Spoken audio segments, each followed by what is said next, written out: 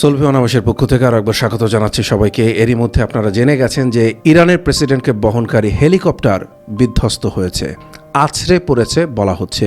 ইরানের president Ebrahim Raisi এবং পররাষ্ট্রমন্ত্রী আমির আবদুল্লাহিয়ান এরা দুজন একই হেলিকপ্টারে ছিলেন। বলা হচ্ছে দুর্যোগপূর্ণ আবহাওয়ার মধ্যে এই হেলিকপ্টারটি বিধ্বস্ত হয় এবং উদ্ধার তৎপরতা মারাত্মকভাবে এখন ব্যাহত হচ্ছে। আমরা ছবিতেও দেখেছি অসম্ভব রকমের কুয়াশাচ্ছন্ন পুরো জায়গা এবং সেখানে উদ্ধার তৎপরতা চালানোর তেমন কোনো সফলতা এখন পর্যন্ত কেউ জানাতে পারেনি। কিন্তু এরই মধ্যে নানা রকমের জল্পনা কল্পনা বা ডালপালা, তথ্যের ডালপালা মেলতে শুরু করেছে। অনেকেই বলছেন যে ইরানের প্রেসিডেন্ট হয়তো আর বেঁচে নেই এবং পরবর্তীতে কে হবেন প্রেসিডেন্ট সেই আলোচনা পর্যন্ত শুরু হয়ে গেছে, যদিও এখনো পর্যন্ত তার মৃতদেহ অথবা তিনি জীবিত অবস্থায় উদ্ধার হননি।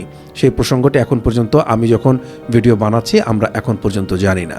তবে নতুন করে আরেকটি বিষয়ে মাথাচাড়া দিয়েছে অনেকের কাছে, তা হচ্ছে ইসরায়েলের সাথে মারাত্মক রকমের টানাপোড়েন চলছিল ইরানের, এবং আমরা জানি যে ইরান সবাইকে এক রকমের অবাক করে দিয়ে এবং অসম্ভব সাহসিকতা নিয়ে ইসরায়েলে সরাসরি সাঁড়াশি আক্রমণ চালিয়েছিল কয়েকদিন আগেই, এবং এক রকমের সেই আক্রমণের ফলে ইসরায়েল দিশেহারা অবস্থার মধ্যে পড়ে গিয়েছিল।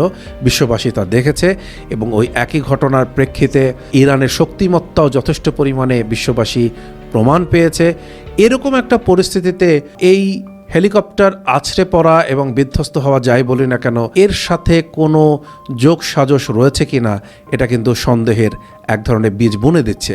কারণ আমরা জানি সারা পৃথিবীব্যাপী প্রত্যেকটা দেশের, বিশেষ করে যারা খুব ক্ষমতাবান বা সারা পৃথিবীতে যারা সবসময় কোনো না কোনো ভাবে নিজেদের প্রভাব বিস্তার করেছেন, তাদের নিজস্ব এজেন্ট রয়েছে। একটা শত্রু দেশ আর একটা দেশকে বিপদে ফেলতে পারে। এরকম একটা জায়গা থেকে কেউ কেউ সন্দেহ প্রকাশ করছেন ইরানের প্রেসিডেন্ট রাইসিকে বহন করা সে হেলিকপ্টারটি বিধ্বস্ত বা আছড়ে পড়ার পেছনে ইসরায়েলের কোনো হাত রয়েছে কিনা।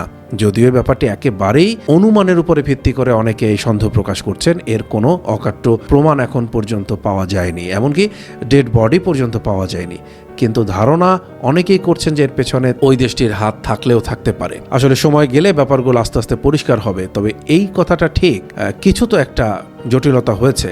কারণ ইরানের মতো একটা দেশ যারা এতটা আধুনিক প্রযুক্তি সম্পন্ন এবং সব ধরনের ব্যবস্থাপনা তাদের চমৎকার, এরকম একটা অবস্থায় তাদের প্রেসিডেন্টকে বহনকারী হেলিকপ্টার এইভাবে আছড়ে পড়বে, খুব এক্সট্রাঅর্ডিনারি যে দুর্যোগপূর্ণ আবহাওয়া, হয়তো হ্যাঁ অনেক বেশি দুর্যোগপূর্ণ, কিন্তু এটার সাথে ইরান এবং তাদের যে ট্রান্সপোর্টেশন এগুলো তো অভ্যস্ত। কাজে এমন কোনো আলাদা দুর্যোগপূর্ণ অবস্থা ছিল না যার ফলে এরকম হেলিকপ্টারটি এত খারাপ অবস্থার মধ্যে পড়বে। তারপরও আমাদেরকে অপেক্ষায় থাকতেই হচ্ছে শেষ পর্যন্ত ইরানের প্রেসিডেন্ট রাইসিকে আমরা কিভাবে পাই, জীবিত পাই নাকি মৃত অবস্থায় পাই, এবং এ নিয়ে ইসরায়েলের কোনো বার্তা থাকছে কিনা।